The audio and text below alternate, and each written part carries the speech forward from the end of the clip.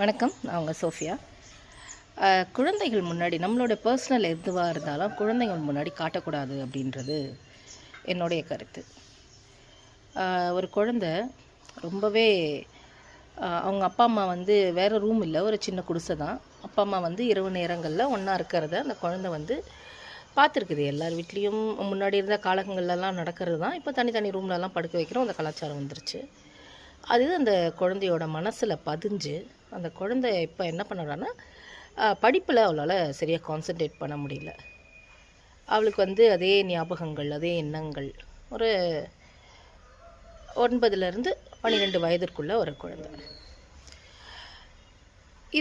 இந்த மாதிரி சூழ்நிலைகள், நைட்டில் அப்பா வந்து தண்ணி அடிச்சுட்டு வருவார், அம்மா கூட இருப்பார், சத்தம் கேட்கும், நான் பார்ப்பேன் அப்படின்னு சொல்லக்கூடிய அந்த குழந்தைக்கு எந்த மாதிரியான கவுன்சிலிங் கொடுக்கலாம் அப்படின்னு யோசித்து நம்ம மனநல மருத்துவர்கிட்ட கூட்டிகிட்டு போயிட்டு அதுக்கான தீர்வுகளை நம்ம காண போகிறோம். இருந்தாலும் கூட அந்த குழந்தைங்களுக்கு அந்த மாதிரி விஷயங்கள், நம்ம செக்ஸ் எஜுகேஷன் அது இதுன்னு பேசிகிட்ருக்கோம், இருந்தாலும் கூட அந்த குழந்தைங்களுக்கு அந்த மாதிரியான சில விஷயங்கள் பார்க்கும்போது என்ன இது அப்படின்ற ஒரு ஆர்வம் தான் அதிகமாக வரும். ஸோ அதை நம்ம ஏன் ட்ரை பண்ணி பார்க்கக்கூடாது? கண்டிப்பாக அந்த ஹார்மோன்கள் தூண்டப்படும். அப்போ அந்த குழந்தைங்களுக்கு ஆட்டோமேட்டிக்காக எதிர்பாலினம் மேலான அந்த ஈர்ப்பு, அந்த ஆசை இதெல்லாமே சுரக்க ஆரம்பிச்சிடும்.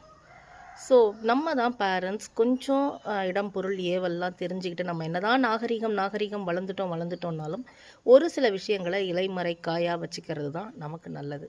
இல்லை அப்படின்னா வருங்கால சந்ததியினர் வந்து ரொம்பவே பாழாகிறதுக்கு இதுவும் ஒன் ஆஃப் த ரீசனாக அமைஞ்சு போயிடும். ஏற்கனவே மீடியா, சினிமா அது இதுன்னு பார்த்து அது இல்லாமல் தேவையில்லாத வீடியோக்களெல்லாம் பார்த்து வீணாகி போகிற இந்த இளைய சமுதாயம் இன்னும் நம்மளை வந்து பார்த்து அப்பா அம்மா என்னவோ பண்ணிகிட்ருக்குறாங்க அப்படின்றத யோசிச்சுக்கிட்டு அவங்க அந்த விஷயங்களில் தேட ஆரம்பிச்சிருவாங்க. இது அவங்களுடைய படிப்பை, அவங்களுடைய மனநிலையை, அவங்களுடைய உடல்நிலையை, அவங்களுடைய எதிர்காலத்தை, அவங்களுடைய ஒரு கேரக்டர் எல்லாத்தையுமே மாற்றிடும் அப்படின்றதுல வேறு எந்த மாற்று கருத்துமே இருக்க முடியாது உங்களுக்கும். ஸோ பெற்றோர்கள் நம்ம கொஞ்சம் எச்சரிக்கையாக இருக்கணும். நம்மளுடைய பேரண்டிங்கில் இது ரொம்ப முக்கியமான ஒரு விஷயமா இருக்குது.